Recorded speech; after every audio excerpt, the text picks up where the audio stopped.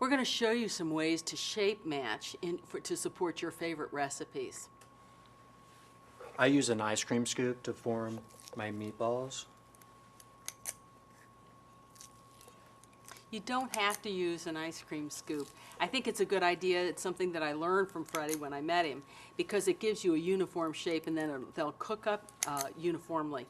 But you can just pinch off these little portions and form your own meatballs with your hands, or use any spoon. When working with match, it doesn't have any saturated fat, so it's a good idea to use a little oil, or you can dab your hands in water for easy handling. This is another thing I learned from Chef Freddie. I always have one of these in my kitchen. It is so handy and so convenient. And the oil adds a lot to these little meatballs. It adds a nice smooth finish to them, and it gives them a little bit of glisten.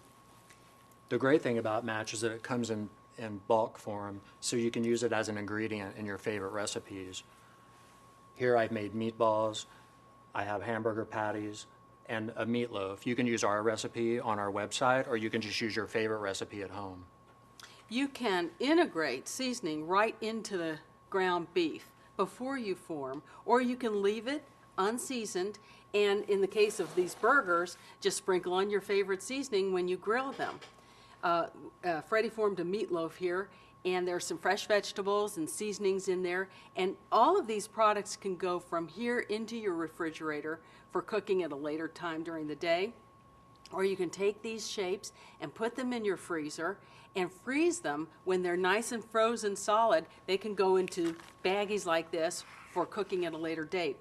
Often I will take a whole pound of match ground beef and form it all, use the portion that I'm going to use for today's dish or meal, and freeze the rest. So it's already done for me.